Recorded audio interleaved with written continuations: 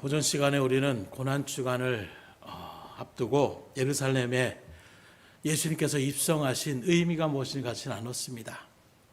이 시간에는 고난주간을 앞둔 그 시점에서 세 종류의 십자가가 우리 가운데 있음을, 과연 그것이 어떤 십자가이고 오늘 우리에게 그것이 주는 의미는 무엇인지를 같이 상고하며 나갈 때에 이 한 주간의 고난주간에 나에게 맡기신 주님의 십자가를 온전히 지고 주님의 그 발자취를 따라갈 수 있기를 주님으로 축복합니다.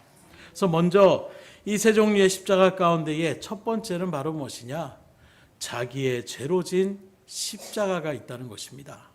곧 오늘 예수님의 좌우편에 그렇게 십자가에 달려 있었던 두 강도들이 바로 그와 같은 십자가를 진 사람으로, 과연 이 강도들이 우리와 상관이 없는가? 성경의 말씀을 바라보게 되면 그 강도만이 어찌 보면 죄 가운데 있는 그런 사람들이 아니라 오늘 이 자리에 계신 저희들 모두가 하나님 편을 바라보면 죄인이라는 것을 우리에게 분명하게 증거하고 있다는 거예요.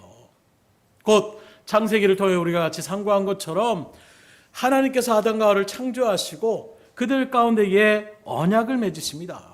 이렇게 하나님이 언약을 맺어주셨다는 것은 우리 인간을 하나님이 인격적으로 대우해 주셨다는 것을 말씀하고 있어요. 그 성경을 바라보십시오. 다른 어떤 피조물들과 하나님은 언약 맺지 않습니다. 어떤 짐승이든 백수의 왕이나 사자든 상관없어요. 어떤 식물이든 천년 묵은 고목나무라고 할지라도 하나님은 거기에 언약을 체결하지 않습니다. 오직 유일하게 하나님의 형상의 집을 받은 우리 인간에게만 하나님이 언약을 만들어서 그 언약을 맺었다는 것을 말씀하고 있어요. 다른 그 모든 피조물들에게 하나님은 언약이 아니라 그냥 명령만 했을 따름이라는 것입니다. 이런 일들 가운데서 우리가 아는 것처럼 그 첫 번째 언약이 무엇입니까? 동산에 있는 모든 나무 실과는 먹어도 중앙에 있는 선악과에 있는 그 열매만은 먹지 말아라. 이 언약을 체결했다는 거예요. 이 부분에 대해서 불신자들 가운데 또 아는 분들이, 또는 믿음의 길을 가는 사람들도 이렇게 얘기할 때가 있습니다. 하나님 그거 세워놓으면 뻔히 인간들이 그거 따먹을 거 알면서 왜 그걸 아예 애초부터 만들어 놓지 말으셨으면 우리가 이렇게 고생하지 않을 텐데 왜 굳이 선악과를 만들어 놓으시고 그걸 먹지 말라라고 언약을 체결하셔서 결국에는 그걸 먹음을 통하여 우리가 이렇게 고통 가운데에 이 세상을 살아가게 하십니까? 이렇게 원망하는 소리들을 들을 때가 있어요. 그런데 사실 이 선악과의 언약은 앞서 말한 것처럼 우리 인간들을 인격적으로 대우하시는 하나님의 의도시라는 거예요. 기계적으로 만들어서 너희들 못 먹어, 먹을 필요도 없어, 이게 아니라 우리들의 인격을 하나님께서 인정해 주시는 가운데서 하나님을 하나님답게 인정하라는 최소한의 울타리와 같은 역할이 바로 선악과의 언약이라고 이야기할 수가 있는 거예요. 그리고 아는 것처럼 이 일들 가운데서 사단이 개입을 합니다. 하나님과 이 언약을 체결했던 아담은 그 중심 가운데 웬만하면 흔들리지 않을 걸 생각해서 그 다음에 있었던 하와에게 먼저 접근을 하는 거예요. 그리고 그를 유혹합니다. 그리고 이 하와가 그 사단의 게임에 넘어가서 선악과를 먹게 되는 거예요. 그리고 그것을 자기만 먹은 것이 아니라 아담에게 가져와서 또 먹습니다. 이거 하나님 죽으라고 했는데 죽지 않았다. 봐라. 당신도 먹어라. 하나님과 똑같이 된다더라. 이 일들 가운데 아담이 안 먹었으면 또 어땠을까요? 결과적으로 먹게 되었지만 이 일들 가운데 바라보면 만약에 아담이 안 먹었다라고 한다면 언약의 체계를 어찌 보면 아담과 하나님과의 관계 가운데 맺혀졌기 때문에 어겼다라고 얘기할 수 없을 것입니다.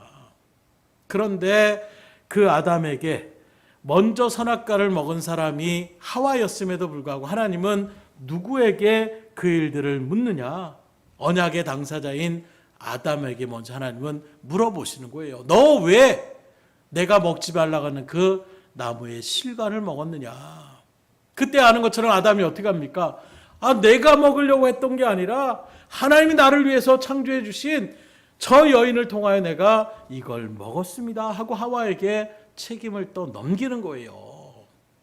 실질적은 있었지만 내가 잘못했습니다 돌이키는 것이 아니라 저 여자 때문에. 근데 거기 한편 더 나아가서 하나님이 나를 위하여 지어주신 저 여자 때문에 책임을 갖다가 여자뿐만 아니라 하나님께도 돌리는 거예요. 나 그렇게 큰 잘못 없습니다. 이렇게 책임을 전가했지만 하나님은 아담과의 언약을 맺었기 때문에 그 죄에 대한 책임을 아담은 벗어날 수가 없는 것입니다. 따라합시다. 책임 전가는 회개가 아닙니다. 내가 잘못했다라고 주님 앞에 철저하게 잡아갈 때 그게 회개가 되는 것이지, 하나 지키려고 했는데 이렇게 해서 못 지켰습니다, 이렇게 고백하는 것은 진정한 회개의 자리라고 얘기할 수가 없는 거예요. 결국 이러한 아담과 하와의 범죄가 모든 인류의 타락을 그렇게 가져오게 되었고, 그때부터 우리 인간에겐 죄가 들어왔다라고 성경은 증거하고 있습니다. 그리고 더 나아가서 도무지 모든 인간은 타락한 가운데서 선한 것이라고는 찾아볼 수가 없게 되었다. 그래서 로마서 3장 23절에 보면 모든 사람이 죄를 범하였음에 하나님의 영광에 이르지 못하더니 말씀하고 있어요. 이제는 이 죄 가운데 있는 우리들은 누구도 하나님 앞에 나아갈 수 있는 존재가 아니 됐다라고 말씀하고 있는 것입니다. 이게 바로 대표성의 원리라는 거예요. 비록 아담과 하와가 잘못을 저지르고 그 일들 가운데 있지만 그의 후손된 우리들도 동일하게 그 죄의 굴레에서 벗어날 수가 없는 것입니다. 쉽게 말해서 요즘은 하지만 우리가 아는 것처럼 조선시대에 양반과 쌍놈, 평민 이렇게 나눠졌을 때에 그 사람 당사자의 어떤 노력의 결과가 중요하지 않아요. 아버지가 양반이면 자녀도 양반이 되는 것입니다. 아버지가 평민이면 자녀도 평민의 자식으로 그렇게 살아가는 거예요. 이게 바로 대표성의 원리입니다. 오늘도 마찬가지로 여러분들이 대한민국 땅에 태어났기 때문에 여러분들은 대한민국 국민이 되는 거예요.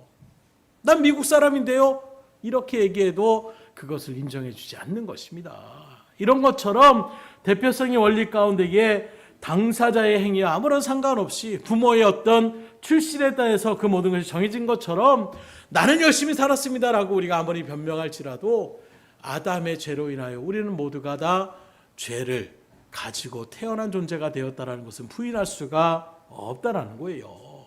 그리고 그 죄값에 심판의 자리 가운데 설 수밖에 없는 것이 우리의 본래의 우리의 삶의 모습이었다는 것입니다.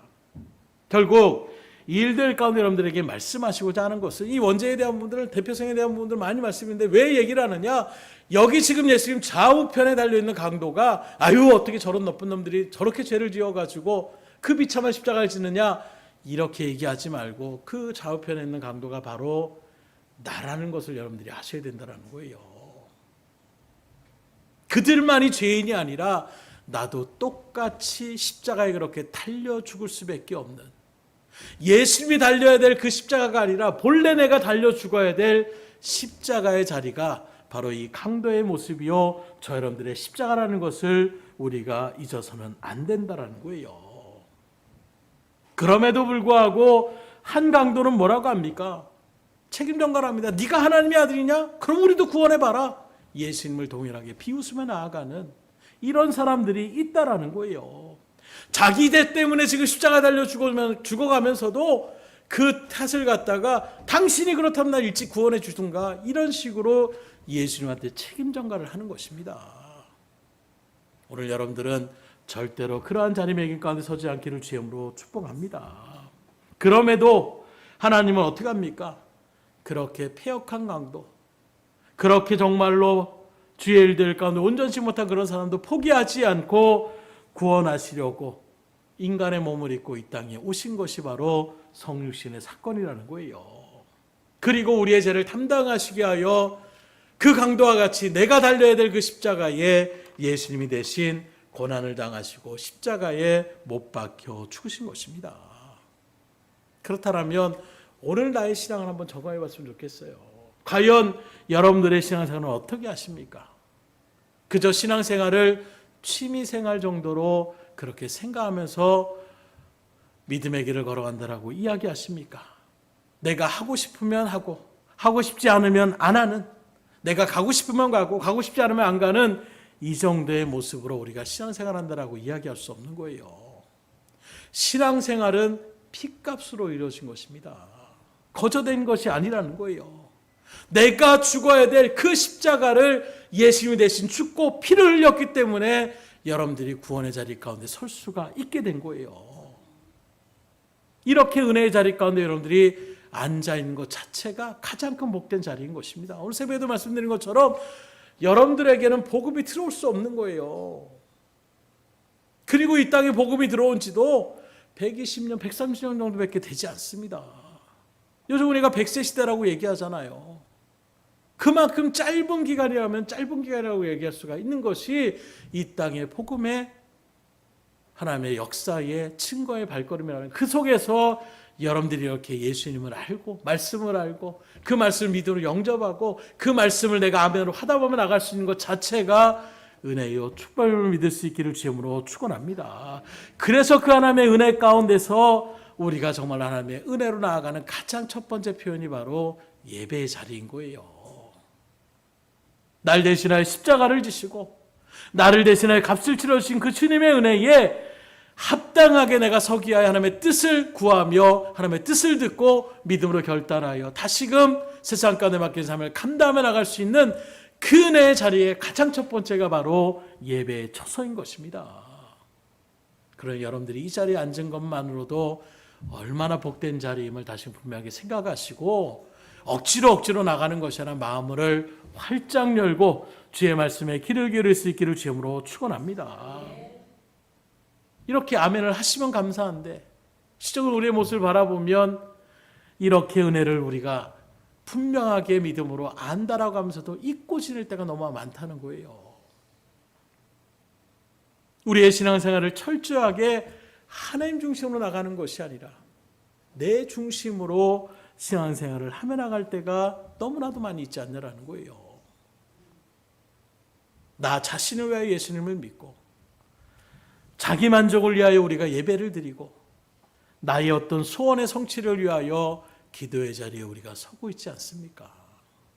하나님의 뜻을 묻고 하나님의 말씀을 듣고 나를 향한 주님의 뜻대로 내가 살아가며 믿음으로 결단하며 나아가는 자리가 아니라 하나님 중심이 아닌 내 중심에 서서 하나님 필요할 때 나를 도와주셔야 되고 내가 일들 가운데 왜 이런 일을 저지르고 왜 나에게 이런 일들에 어려움을 준시하고 원망하며 나가는 이 모든 모습들이 어디서부터 시작되겠어요? 자기 중심적인 그 발걸음 가운데 서면서 그것이 마치 하나님 앞에 온전한 신앙생활인지 착각하며 나가는 발걸음들이 너무나도 많이 있더라는 거예요. 혹 여러분들 마음가운데서 이것이 찔림이 된다라면 오늘 다시금 주님의 은혜 가운데에 변화될 수 있기를 주님으로 축원합니다. 내가 지어야 될 그 죄의 십자가를 예수님이 대신 지셨다라는 이 하나님의 은혜와 긍휼의 십자가를 우리가 분명히 안다라면 우리는 바뀌어야 되는 거예요. 하나님의 영광을 위하여 신앙생활하며 나갈 수 있기를 주님으로 축원합니다. 나의 소원 성취가 아니에요. 주님이 기뻐하고 만족하는 예배가 될 수 있기를 주님으로 축원합니다. 나의 어떤 마음의 위안을 얻기 위해서 우리가 이 자리에 있는 것이 아닙니다. 내 뜻이 아닌 하나님의 뜻이 이루어지기를 기도하며 나갈 수 있기를 주님으로 축원합니다. 하나님의 뜻은 모르겠고요. 난 지금 이게 그냥 당장 급하니까 이거부터 해결해 주십시오. 그리고 금식하고 결단하고 작정하며 나가는 이런 기도의 모습들이 우리가 얼마나 많이 있는지, 더 이상 이런 자리가 아니라 철저하게 하나님의 뜻을 물으며 나갈 수 있는 여러분들의 기도의 자리가 될 수 있기를 주님으로 축원합니다. 두 번째로 어떤 십자가가 있느냐? 타인의 죄를 짊어지며 나아가는 주님의 십자가가 있습니다. 앞서 말씀드린 것처럼 이 십자가는 본래 저와 여러분들이 지어야 될 죄의 십자가예요. 심판의 십자가입니다. 그런데 우리가 그 십자가를 감당할 수 없으니까 예수님께서 대신 십자가를 져 주셨다는 거예요. 그래서 바울은 말합니다. 갈라디아서 3장 13절에 보면 그리스도께서 우리를 위하여 저주를 받은 바 되사 율법의 저주에서 우리를 속량하셨으니 기록된 바 나무에 달린 자마다 저주 아래 있는 자라 하였음이라. 바울도 이것 때문에 예수님을 인정하지 않았어요. 나무에 달린 자마다 하나님께 저주받은 사람인데 그 하나님의 저주받은, 그래 인간들의 어떤 오해와 인간들의 어떤 곡해 때문에 그런 어떤 억울한 일이 있다라면 한번 내가 생각해 볼 여지가 있지만, 아니 나무에 죽는 건 하나님의 말씀인 율법의 그 말씀의 진리 가운데에 하나님 앞에 저주받은 사람이 나무에 달려 죽는다라고 하는데, 아니 우리를 구원하실 그 하나님, 그 구세주가 되는 사람이 누구보다도 말씀 가운데 철저히 서고 누구보다 하나님의 사랑을 받고 누구보다 하나님의 영광과 권세를 취하여 이 모든 일들을 해야 되는 그 모습이 구원의 자리가 마땅한데, 하나님으로부터 저주받는 그 나무에 달린 사람이 어떻게 우리의 구원자가 될 수가 있느냐. 그러니 그 예수를 구원자라고 얘기하는 것들은 다 잡아서 족쳐야 된다라고 생각했던 것이 바울이었어요. 그런데 주님을 만나고 나서 말씀을 다시금 바라보게 됩니다. 아니 이렇게 저주받은 사람이 어떻게 나의 구원자가 될 수가 있지? 이렇게 저주받아 죽은 나사렛 예수가 어떻게 우리 민족이 그렇게 기도하고 됐던 하나님의 언약의 성취대로 나오는 메시아가 될 수 있지? 말씀을 다시 묵상하다 보니까 그 말씀 가운데 환히 드러나는 거예요. 아, 주님이 하나님 앞에 저주받아서 그 자리에 달려 죽으신 것이 아니라 우리의 저주를 담당하시기 위해서 예수님이 그 십자가 자리에 나 대신 죽으셨구나. 그걸 알았을 때 바울의 마음은 아마 무너졌을 거예요. 내가 이런 예수를 몰라보고 이런 주님을 전하는 사람들을 잡아 죽이려고 했던 자신의 모습, 하나님 앞에서 정말로 회개의 눈물의 기도를 주님 앞에 펑펑 흘렸을 것입니다. 그래서 내가 이제는 바로 알았으니까 이 주님을 위하여 내가 남은 생에는 한마디로 더하며 주시는 하나님의 은혜로 생각하고 내 뜻과 내 소욕을 주장하지 않고 하나님의 뜻대로 살겠습니다. 오직 주님이 원하시는 바대로 나아가겠습니다. 선교의 일들도 처음에는 그런 바울이라도 넘어질 때가 있어요. 바나바와 그런 일들, 마가와의 일들 때문에 부딪힘도 있었습니다. 그러나 하나하나 그가 낮춰가기 시작하는 거예요. 그 일들의 모습들 가운데 하나가 바로 마게도나로 환상 가운데 보내주시니까 바울이 선교하며 나갈 때는 하나님 이쪽으로 내가 하나님의 일들 가운데 복음을 증거하며 나가겠습니다. 세상의 땅끝까지 나아가는 이 일들을 맡겨나가겠습니다. 그런데 하나님이 자꾸 그 방향을 못 가게 하시는 거예요. 그리고 환상 가운데 봤을 때에 주님의 뜻이 그렇다면 내 생각을 내려놓고 주님의 뜻대로 나아가겠습니다. 하나하나 변화되어지는, 그리고 마지막에 마치 주님께서 예루살렘에 죽으러 가는 것을 알면서죠, 그 길을 걸어갔던 것처럼 바울 또한 마지막에 예루살렘에 올라갈 때에 성령의 어떤 일들로 예언자들을 통해서 얘기하는 거예요. 당신 올라가면 잡힙니다. 올라가면 당신 죽습니다. 바울이 나도 압니다. 나도 하나님께서 알려주셨습니다. 그러나 나에게 맡긴 이 사명을 위하여 나는 죽음도 조금도 그 일들 가운데서 넘어지거나 쓰러지지 않고 내 목숨을 내어놓는 한이 있더라도 맡겨진 사명을 위하여 나는 달려갈 것입니다. 이 믿음의 고백으로 결국에는 바울은 하나님의 뜻 가운데에 믿음의 선한 싸움을 다 싸웠더라고 주님 앞에 고백하며 하늘의 영광의 멸류관을 바라보며 순교를 맞이하며 나갔던 것을 우리에게 증거하고 있는 거예요. 그러니 오늘이들도 다른 것이 아닙니다. 갈라디아서 3장 13절에 우리를 위하여 이렇게 말씀하는 것은 우리는 전체적인 어떤 표현이 아니라 우리보다는 나를 위하여 이렇게 할 때에 여러분들의 심령에 이것이 더 깊이 있게 새겨질 수 있는 거예요. 무슨 말이냐고 하면 지금 우리의 인구가 70억에 가깝게 되었다 이렇게 얘기하고 있는데, 야, 그 많은 사람들 중에 나도 하나 포함돼서 나를 위해서 하나님께서 십자가에 죽으셨구나, 뭔가 좀 와닿는 것이 있을 수 있어요. 그러나 무슨 말씀을 드리려고자 하냐면 온 인류가 여러분들 단 한 사람만이 있더라고 하더라도 주님은 여러분들을 구원하시기 위하여 십자가를 지셨을 거라는 거예요. 온 인류라고 하니까 그 많은 사람 중에 나도 그냥 하나님을 믿는 이 정도의 감격이 아니라 나 하나를 위해서 주님은 지금도 얼마든지 나를 대신하여 십자가에 죽기까지 그 일들을 이뤄나가시는 분이 바로 저러분들 향한 주님의 사랑의 마음이라는 것을 다시 마음가운데 새길 수 있기를 주님으로 축원합니다. 그래서 저 사람도 사랑하고 그 사람 나도 또 사랑하고 이런 사랑이 아니라 하나님은 나를 얼마나 사랑하시고 얼마나 나를 위하여 그 일들 가운데에 모든 것을 내어주는 그런 심령의 마음으로 우리를 위하여 십자가를 지셨던 이 예수님의 십자가를 우리가 온전하게 바라볼 수가 있어야 되는 거예요. 이런 일들 가운데 바울은 로마서 14장 8절에 이렇게 증거합니다. 우리가 살아도 주를 위하여 살고 죽어도 주를 위하여 죽나니 그러므로 사나 죽으나 우리가 주의 것이로다. 그런 주님의 핏값으로 사신 바 되었기 때문에 이제는 내가 나를 주장하는 것이 아니라 나를 사주신 주님의 것이 바로 나라는 존재라는 것을 인정하고 나가는 거예요. 원래 우리는 사단에 속한 사람들이었습니다. 또 그 사단의 일들 가운데 우리는 영원한 심판의 자리에 놓일 수밖에 없는 그런 친노의 자녀였습니다. 그런 우리들을 예수님이 대신 구원해 주신데 그냥 너 일로 와 이게 아니에요. 우리 편에서는 값없이 구원해 주신 것처럼 보이지만 하나님 편에서 보면 처절하게 정말로 고통 가운데 죽었던 그 자리가 바로 십자가의 자리라는 거예요. 그 핏값으로 우리가 산 것입니다.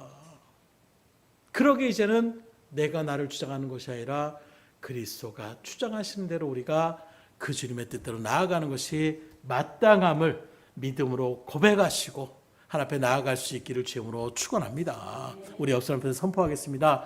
나는 그리스도의 것입니다. 여러분들은 예수님의 거예요. 그런데 여전히 내가 내 것인 줄 알고 착각하며 살아가니까 하나님의 말씀에도 됐어요. 우리 자녀들도 그래요. 그래도 아직은 뭐 이렇게 좀 일 좀 해라, 이렇게 좀 쓰레기 좀 버려라 하긴 하는데 어떻게 해요? 지금 꼭 해야 돼 이런 얘기들을 할 때가 있어요. 왜 그렇습니까? 그러면은 야 아빠가 그러면 힘들게 하는데 이렇게 좀 도와주면 안 돼? 이렇게 좀 얘기를 하면은 도와주는데 꼭 지금 해야 돼? 이러면서 얘기를 해요. 그런데도 뭐 얘기하면서 걸림이 되는지 내려놓고 이제 그걸 먼저 일을 하고 이렇게 가는데 좋게 하지 않고. 근데 이런 부분들을 누구 닮았느냐? 절 닮아서 그래요. 그 사모가 늘 그럽니다. 뭘 시키면은 제가 꼭 지금 해야 돼 이런 말들을 많이 하니까 아이들도 어느 순간에 그걸 배웠다고. 그래서 당신한테 뭘 시키기가 싫다고 막 이런 얘기를 한 적이 있는데 요즘 그래도 많이 변화가 됐지만 이런 모습들이 그대로. 그래서 제가 그렇게 얘기해요. 엄마가 힘들어하는데 좀 도와줄 수 있는 거잖아. 이렇게 얘기하면 거기 아이들이 같이 호응을 하고 이렇게 도와주며 나가는데 우리들은 그런 거예요. 하나님 구해주시는 건 구해준 건데 여전히 뭐 잘해주고 먹을 것도 맛있는 거 사주고 뭐 여행도 하고 이런 거는 좋은데 지금 꼭 이걸 해야 됩니까? 하면서 우리가 하나님의 말씀 앞에서 반항하며 나갈 때가 있지 않냐라는 거예요. 억지로라도 그 일들 가운데 순종하며 나갈 수 있기를 주님으로 축원합니다. 우리는 주님의 거예요. 마지막으로 어떤 십자가가 있느냐? 억지로 진 십자가가 있습니다. 바로 오늘 32절에 보는 것처럼 구레네 시몬이 진 십자가가 바로 이 십자가를 얘기하고 있는 거예요. 어찌 보면 이 구레네 시몬은 너무나도 억울하고 재수없는 사람입니다. 6월절의 절기 가운데 와서 가는 사람들이만 모여 있는 거예요. 무슨 일이라고 구경 갔는데 때마침 어떤 일이 벌어지느냐? 예수님이 이제 골고다의 십자가 올라가기 위해서 그 자기 십자가를 지고 가시는데 이미 채찍질로 온 신체가 만신창이가 되고 피를 막 철철철 흘리고 머리에 가시관부터 시작해서 일들 가운데서 지치시는 거예요. 그래서 그 십자가를 지면서 계속 쓰러집니다. 좀 가면 넘어지고 좀 가면 그걸 질질 끌고 가다가 또 쓰러지고 그러니 채찍질을 막 가해도 예수님이 감당이 안 되니까 그걸 들기가 힘든 거예요. 로마인들은 답답한 겁니다. 빨리빨리 그냥 끌고 가가지고 그렇다고 자기네들이 그걸 치고 싶은 생각은 없는 거예요. 그러나 이렇게 둘러보니까 구레네 시몬이 눈에 딱 띄는 거예요. 너 일로 와. 아마 이 구레네라는 것이 아프리카 지역 쪽으로 얘기할 때에 피부색이 검으니까 그런 모습에서 구레네 시몬을 딱 집었을 수도 있어요. 그래서 구레네 시몬을 잡아가지고 이거 십자가 같이 네가 들어라. 그러니까 그냥 무슨 일인가 하고 왔다가 구레네 시몬은 로마 군병과 눈이 마주치고 그 일들 가운데 갑자기 예수님 져야 될 그 십자가를 같이 지고 그렇게 걸어가게 되는 이런 모양을 취하게 된 것입니다. 그러니 자기가 주님을 믿고 어떤 일들 가운데 주님의 고통을 분담하게 될 그런 마음이 아니라 원치 않게 예수님 대신에 십자가를 지고 골고다에 올라가게 된 거예요. 그러니 얼마나 억울합니까? 내가 왜 피부색이 이래가지고 내가 왜 또 거기 구경 가가지고 여러 가지 마음이 거기까지 올라가면서 그 골고다 온 걸 지금도 가보신 분은 알겠지만 말 그대로 언덕이에요. 그렇게 평판한 자리가 아닙니다. 뭐 이 정도는 아니지만 좀 완만하게 걸어가고 있지만 그 거리도 만만치 않아요. 성에서 떨어진 그 자리 가운데 걸어가는 그 자리가 쉽지 않은 것입니다. 그런데 말씀드린 것처럼 이 십자가도 영적으로 바라보게 되면 저여러분들이 치고 가야 될 십자가를 지금 보여주고 있다라는 거예요. 곧 여러분들이 져야 될 십자가, 여러분들도 즐거움으로 십자가를 지면 얼마나 좋겠어요. 그러나 아는 것처럼 우리도 구레네 시몬처럼 억지로 어떻게 할 수 없게 지어갈 수 있는 그런 십자가의 길이 있음을 이야기하고 있는 것입니다. 그래서 우리가 잘 아는 누가복음 9장 23절에 보면 또 무리에게 이르시되 아무든지 나를 따라오려거든 자기를 부인하고 날마다 제 십자가를 지고 나를 따를 것이니라. 여기 자기 십자가가 바로 무엇입니까? 하나님이 나에게 부여하신 그 십자가의 사명을 이야기하고 있는 거예요. 그래서 말하는 것처럼 자기를 부인하고 날마다 그 십자가를 지어라. 방금도 우리 아이들한테 얘기한 것처럼 나는 지금 뭐 게임하고 싶어요. 나는 지금 다른 거 하고 싶어요. 그런데 부모의 말이니까 아유 듣긴 들어야 되고 그러니 그거 하고 싶은 거 내려놓고 지어가는 그런 모양처럼 여러분들이 하고 싶은 게 있어요. 지금 하나님 이거 바쁩니다. 나 이거 해야 됩니다. 근데 하나님이 너 이것 좀 해야 되겠다 했을 때에 가차없이 그거 지금 못합니다. 우리는 딱 잘라서 이렇게 얘기하고 반응하지 않냐라는 거예요. 오히려 두 아들 예수님 비유로 얘기합니다. 두 아들들에게 야 뭐 어찌 하니까 이것 좀 했으면 좋겠다. 그랬더니 그 둘째 아들이 뭐라고 합니까? 첫째 아들한테 먼저 얘기했더니 예 하겠습니다. 대답만 하고 안 하는 거예요.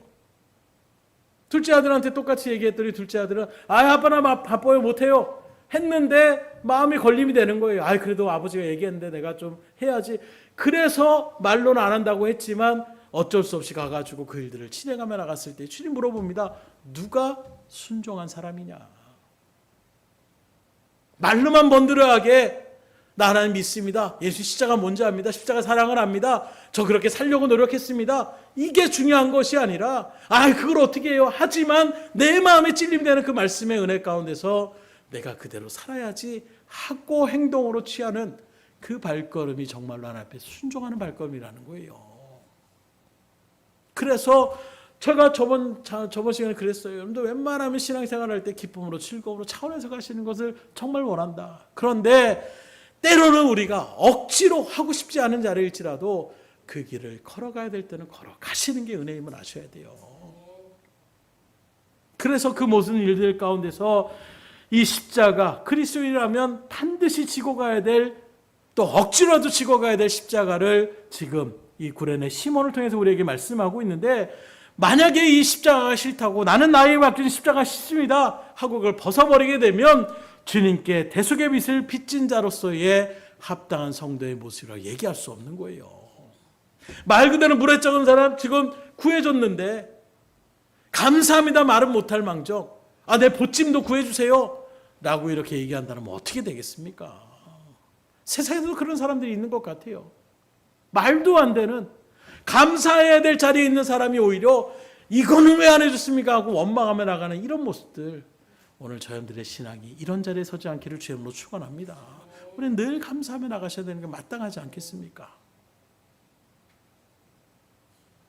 그럼에도 불구하고 사실 이 십자가를 이 세상 누구라도 또 믿음의 길을 하는 성도라고 할지언정 그것을 기쁨으로 지고자 하는 그런 사람들은 거의 찾아볼 수 없어요. 예수님조차도 할만하시거든 이 잔을 내게서 지나가게 해달라고 말하는 것이 십자가의 자리인 것입니다. 그냥 넉넉함으로 가는 자리가 아니에요. 정말 내 모든 것을 부인하고 나 자신을 철저하게 낮추고 내 생각을 내려놓고 그것만을 지고 나간다는 것이 쉽지 않습니다. 군 생활을 했던 남자분들 다 아실 거예요. 명령에 따라서 나아갈 때에 제약되는 것이 너무나도 많습니다. 사회에서 이렇게 의견 없어요. 그냥 가라면 가는 것입니다.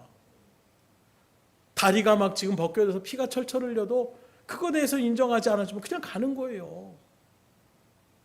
이런 것처럼 우리가 주님께서 맡겨진 그 십자가를 지고 나가는 것은 쉽지 않아요. 그러나 억지로라도 우리가 그것을 지고 나갈 때에 은혜가 있는 거예요. 안타까운 것은 지금도 많은 사람들이 그러한 십자가이기 때문에 포기할 때가 많이 있습니다. 난 못 지겠다라는 거예요. 그러니 받을 복을 누리지 못한 사람이 참 많아요. 주님의 은혜를 체험하지 못하는 자리 가운데에 서는 것입니다. 늘 신앙생활이 불안불안하고 늘 신앙의 일들을 지나가면서도 마음의 기쁨과 감격과 은혜가 넘치지 않는 거예요. 그래도 감사한 것은 우리 등대교 성도님들은 그래도 힘들고 어려워도 또는 어떤 고난의 현장에 있을 때에도 묵묵히 주어진 직분을 감당하고 그 입술로라도 억지로라도 하나님 감사합니다. 이렇게 해주셔서 말씀을 또 가까이 할 수 있어서 기도할 시간을 주셔서 영혼을 사랑할 수 있는 마음을 주셔서 오히려 그 일들 가운데 감사의 제목을 찾아서 그 일들 가운데 고백하는 그런 고백들, 하나님이 반드시 그 영혼을 책임져 주시고 복의 복을 더하여 주심을 믿으시기를 주임으로 축원합니다. 하나님 그 영혼들을 놓고 가만히 내버려 두시지 않으세요. 오늘 본문에 등장하는 구레네 시몬을 바라보십시오. 그는 억지로 십자가를 졌습니다. 그런데 이 골고다의 십자가를 지면서 그는 큰 초결감을 받게 돼요. 누구보다도 예수님과 같이 호흡하고 예수님의 그 고통을 뼈저리게 느꼈고 그 예수님이 정말로 하늘이 어두워지면서 나오는 이 모든 일들을 구레네 시몬이 겪으면서 정말로 하나님의 아들이시구나, 이걸 그 마음 가운데에 새기게 되는 것입니다. 그래서 그 이후로 가족들에게 이 말을 전도함을 통하여 온 가족이 예수를 믿게 되는 거예요. 어떻게 하느냐? 뒤에 바라보게 되면 루포의 아버지가 바로 이 구레네 시몬이라는 것을 얘기하고 있는데 바울은 말합니다. 이 루포와 그 어머니가 나의 어머니와 같았다. 그 말은 바울의 어떤 선교의 일들 가운데에 누구보다도 열심히 동참했던 그런 사람들이었음을 이야기하고 있는 거예요. 어떻게 그들이 복음을 받아들일 수 있겠습니까? 바로 이 사건을 통하여 그의 온 가족이 예수님을 믿음으로 영접하는 계기가 되었다는 거예요. 비록 처음의 시작은 억지로 십자가를 지었지만 그 십자가를 통하여, 그 억지로 진 십자가를 통하여 온 가족이 구원을 받고 자녀들이 위대한 믿음의 사람으로 그렇게 주의 일들을 감당하는 자리 가운데에 설 수 있었다는 것입니다. 그러니 되도록이면 자원하는 심령으로 기쁨과 감사로 주의 일들을 감당하시되 때로는 정말 오늘만큼 하고 싶지 않아도 억지라도 그 일들을 감당해 나가시면 이런 놀라운 은혜가 여러분들 가운데 분명히 있을 수 있음을 믿으시기를 주임으로 축원합니다. 제가 주장하는 것이 아니라 성경이 그것을 우리에게 보여주고 있잖아요. 저도 늘 간증하는 것처럼 그러면 전에도 말씀드렸지만 억지로 했어요. 저라고 그 마음이 없겠습니까? 내가 한 얘기도 아닌데 그걸 얘기를 부풀리고 만들어 놓고 내 의도도 아닌데 이런 것이라고 사람들에게 여기저기 얘기하며 나갈 때에 억울한 마음이 있는 거예요. 그래도 원수까지도 사랑하라, 섬겨줘라, 용서해라, 긍휼히 여겨라, 이 마음을 전하고 예배 시간 만에 학생들한테 선포하고 또 그 일들 가운데 나가는 모습 속에서 양심에 걸림이 되니까 마음은 그렇지 않은데 그래도 억지로라도 하나님 그렇게 해 주십시오, 기도할 수밖에 없더라고요. 처음에 겉으로 하려고 하는데 표정 관리가 안 되는 거예요. 웃어야 되는데 얼굴에 막 근육 경련이 일어날 정도로 이게 쉽지 않는 거예요. 마음과 이 표정이 안 되는 것입니다. 그러니 스스로가 이거 알 것 같은데 라는 생각이 드니까 이거부터 내가 고쳐야 되겠다. 방법이 없는 거예요. 그러니까 자연스럽게 하나님 앞에 기도의 무릎을 꿇게 되더라고요. 그리고 간절하게 주님 앞에 기도했습니다. 새벽마다 예배를 인도할 때 또는 참석을 하면서 그분을 놓고 계속 기도했어요. 하나님 오해를 풀어주세요. 그 영혼을 긍휼히 여기게 해주세요. 정말로 하나님의 사랑을 그대로 억지로의 표정이 아니라 진실된 마음으로 그 마음을 포용하며 나갈 수 있게 해달라고 울부짖으며 기도했습니다. 하나님이 변화시켜 주시더라고요. 어느 순간에 그냥 오히려 어떤 마음이 드냐, 픽픽 돌아보고 외면하며 나가는 그 모습이 오히려 처음에 상처가 되는데 나중에는 아이고 얼마나 마음이 속상하시면 저럴까, 오히려 그 마음을 이해하려는 마음으로 변화시켜 주시기 시작하더라고요.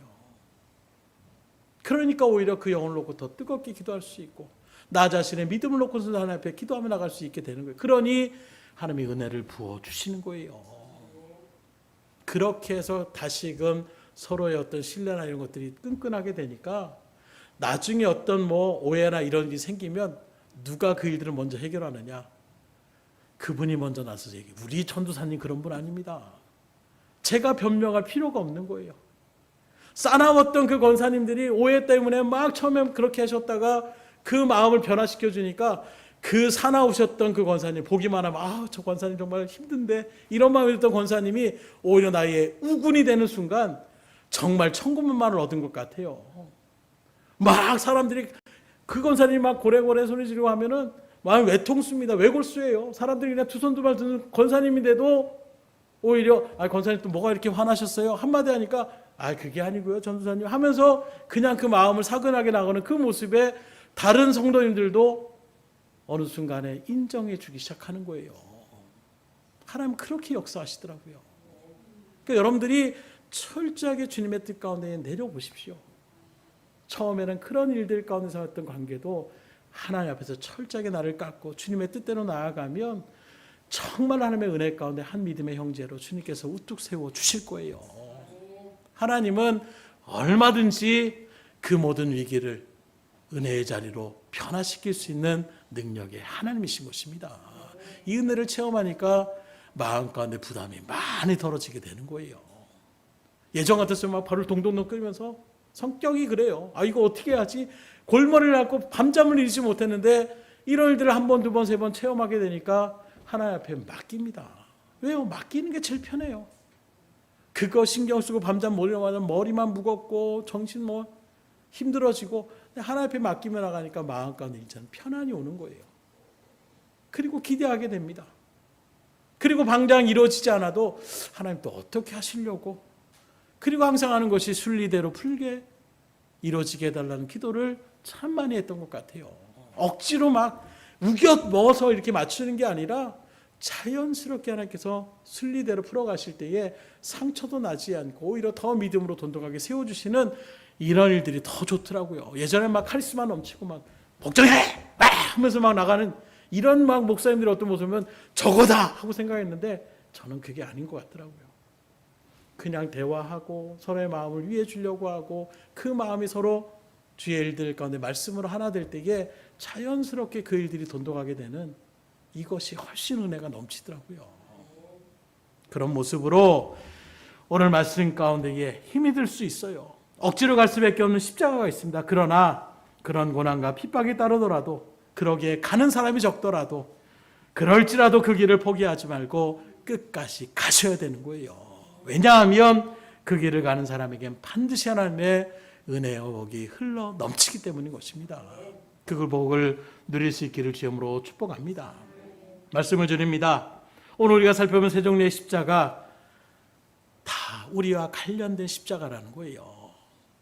강도들이 지었던 그 십자가 바로 내가 져야 될 십자가였고, 우리를 위하는 그 예수님의 십자가 바로 나의 죄를 담당하신 주님의 사랑의 십자가였고, 또 우리가 쳐야 할 십자가, 구레나의 시몬처럼 때로는 우리가 나의 맡겨진 십자가의 사명을 감당하며 나갈 때에 이 십자가 때문에 우리가 복을 받고 또 복을 누리며 나아갈 수가 있는 것입니다. 그러니 이 시간에 내 심령가에 분명히 새기시길 원합니다. 십자가는 남의 것이 아니에요. 나의 십자가가 있습니다. 그 십자가를 부인하지 마시고 오히려 나를 낮추시고 나를 부인하시고 나의 맡겨진 사명을 받고, 그것이 지금 내 고난의 현장 가운데 하나님 이 고난의 십자가도 주님이 주신 것이라는 것을 믿음으로 알며 그 영혼들을 구원하게 하여 다른 박질을 하셨을 때 하나님께서 반드시 여러분들에게 놀라운 복을, 놀라운 은혜를 마음껏 펼치실 그날을 소망하시고 믿음으로 한 걸음 한 걸음 나아갈 수 있기를 주님으로 축원합니다. 특별히 오늘 한 주간 오전에도 말씀드린 것처럼 영혼을 구원하는 내 가족부터 놓고 여러분들이 간절함으로 기도하셔서 큰 구원의 열매들을 다 맺히며 나갈 수 있는 그런 기쁨의 부활절이 될 수 있기를 주님으로 축복합니다. 기도하겠습니다. 하나님 감사합니다. 오늘도 주의 말씀을 통하여 세 종류의 십자가, 우리가 지어야 될 그 죄의 십자가가 있었고 우리의 죄를 담당시켜 주었던 주님의 그 사랑의 십자가가 있었으며, 우리에게 맡겨진 사명, 힘들고 지칠지라도 억지라도 그 십자가를 지어야 될 구레네 시몬의 십자가를 우리가 하나님의 말씀을 통하여 이 시간 상고케 하여 주셨습니다.